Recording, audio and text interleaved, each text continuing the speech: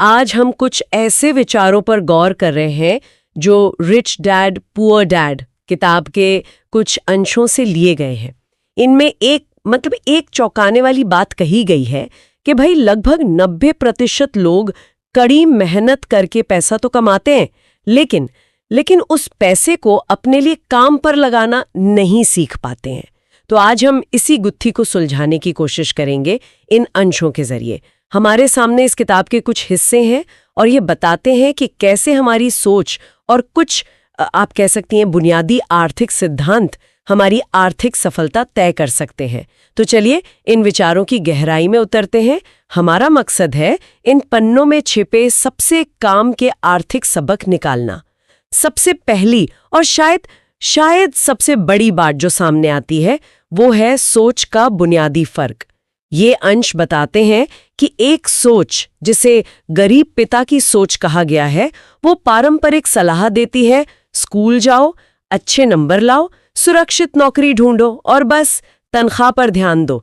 ये रास्ता हम में से ज्यादातर लोगों को परिचित लगेगा, है ना? हाँ, ये बहुत ही आम पारंपरिक सोच है। लेकिन फिर एक बिल्कुल अलग नजरिया आता है जिसे अमीर पिता का कहा गया है।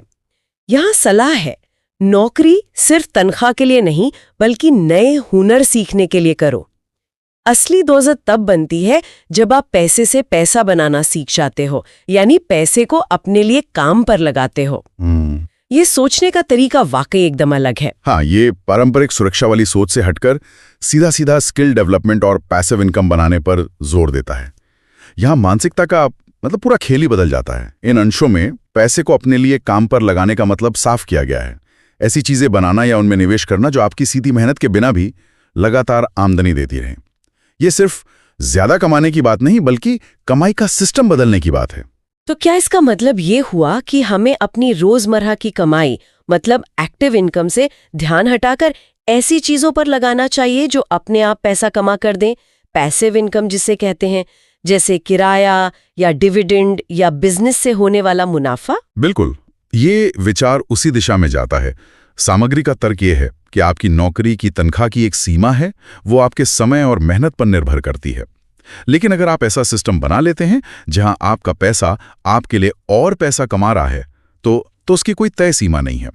ये पहला और सबसे महत्वपूर्ण वैचारिक बदलाव है जिसकी बात इन हिस्सों में की गई है। अपनी सोच को कर्मचारी से निवेशक या मालिक की तरह ढालना। सोच बदलने की बात तो ठीक है, पर इस बदली हुई सोच को अमल में कैसे लाया जाए?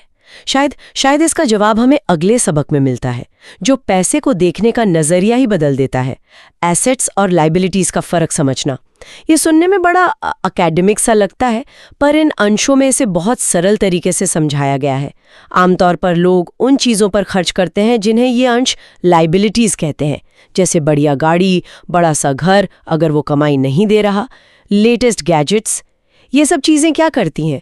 जेब से पैसा निकालती हैं। हाँ, पैसा बाहर जाता है। दूसरी तरफ सामग्री कहती है कि अमीर लोग एसेट्स जमा करते हैं, ऐसी चीजें जो जेब में पैसा डालती हैं, जैसे किराए की प्रॉपर्टी, स्टॉक्स, बॉन्ड्स या खुद का बिजनेस।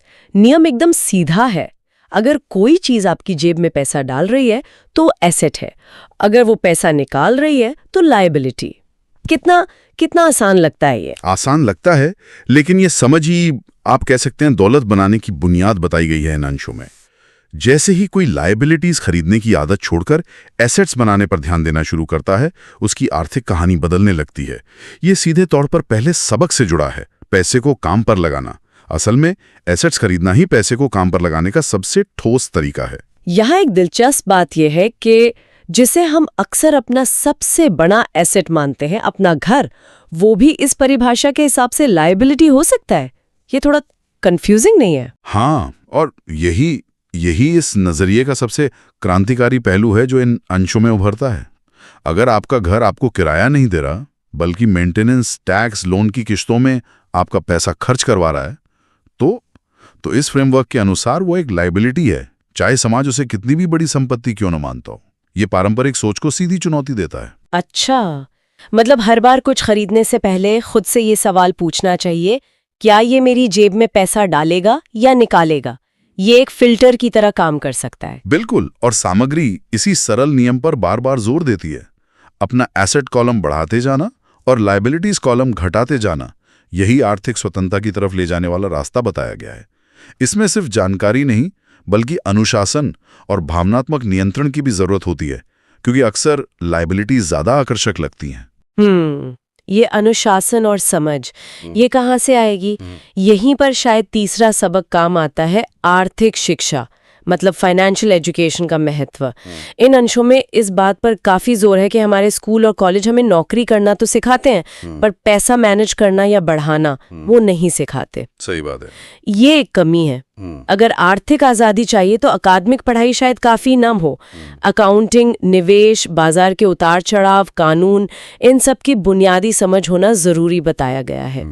ये बात सोचने वाली है, क्योंकि ये हमारी औपचारिक शिक्षा प्रणाली की एक बड़ी कमी की तरफ इशारा करती है। सही कहा। इसका सीधा मतलब है कि अपनी औपचारिक डिग्री के साथ साथ या उसके बाद भी खुद को आर्थिक रूप से लगातार शिक्षित करते रहना जरूरी है। पारंपरिक शिक्षा हमें एक अच्छा कर्मचारी बना सकती है, लेकिन शायद एक अच्छा निवेशक या बिजनेस मालिक बनने के लिए जरूरी ज्ञान न दे पाए। अकाउंटिंग, इन्वेस्टिंग, मार्केट और लॉ की समझ को यहाँ आर्थिक सफलता के, आप कह सकते हैं, औजार बताया गया है। तो क्या इसे ऐसे समझें कि पैसा एक तरह का खेल है जिसके अपने नियम हैं और आर्थिक शिक्षा हमें वो नियम सिखाती है? हाँ, इन अंशों में कुछ ऐसा ही इशारा है। पैसे को एक सिस्टम या एक भाषा की तरह देखने की बात कही गई है। जैसे अकाउंटिंग आपको बताती है कि पैसे का प्रवाह किधर है, मतलब कैश फ्लो किधर है। निवेश सिखाता है कि पैसे को कैसे बढ़ाया जाए, और बाजार की समझ आपको मौके और खतरे पहचानने में मदद करती है। ये ज्ञान आपको सिर्फ अपनी तनख्वाह पर निर्भर रहने के बजाय अपने आर्थिक फैसले खुद लेने की ताकत देता है। और ये फैसले लेने की काबिलियत शायद चौथे सबक से और मजबूत होती है, तनख्वाह से ज्यादा हुनर पर ध्यान देना। एक और नुक्ता जो इन अंशों से निकलता है वो ये है कि तनख्वाह आपको आज का खर्च चलाने में मदद करती है, लेकिन ये आपकी कमाई की क्षमता को सीमित भी कर सकती है एक तरह से। हाँ, एक सीमा होती है। वहीं दूसरी तरफ कुछ खास हुनर जैसे बेचना, सेल्स, मार्केटिंग, कम्युनिकेशन, लोगों को समझना या निवेश करना, ये आपको लंबे समय तक पैसा बनाने में मदद करते हैं। इन अंशों का तर्क है कि ये हुनर ट्रांसफरेबल हैं, मतलब आप इन्हें अलग अलग जगहों पर इस्तेमाल करके कमाई के नए रास्ते खोल सकते हैं। बिल्कुल। ये विचार इस बात पर रोशनी डालता है कि लंबे समय की आर्थिक सुरक्षा और बढ़ोतरी के लिए हुनर का विकास एक स्थिर तनख्वाह से ज्यादा कीमती हो सकता है। तनख्वाह अक्सर कंपनी या अर्थव्यवस्था के हालात पर निर्भर करती है, लेकिन आपके हुनर वो आपके साथ रहते हैं। ये फिर से पहले सबक से जुड़ता है।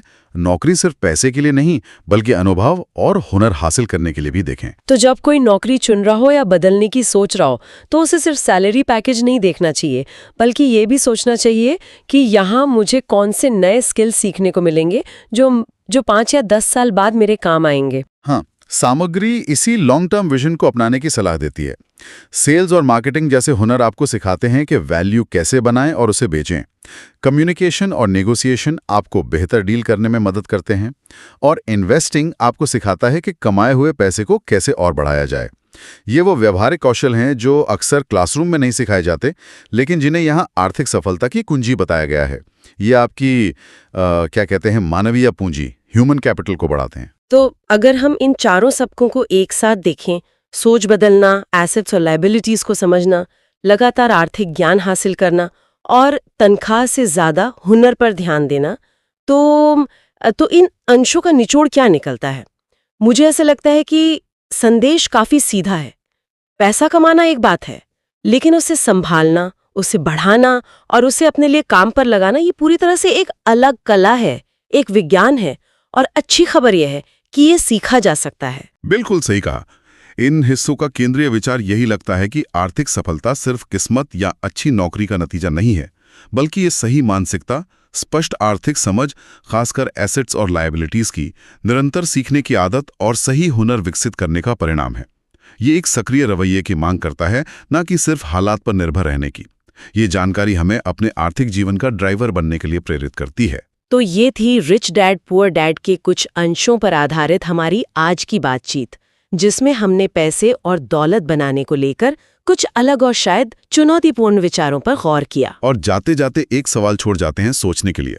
अगर इन अंशों में बताए अनुसार पैसा वाकई एक खेल है जिसके अपने नियम हैं, तो क्या वाकई कोई भी अपनी मौजूदा आर्थिक स्थिति या पृष्ठभूमि के बावजूद इन नियमों को सीखकर खेल में बेहतर बन सकता है? क्या आर्थिक नियति को बदला जा सकता है या ये काफी हद तक पहले से तय होती है? इस पर विचार करना यकीनन दिलचस्प होगा।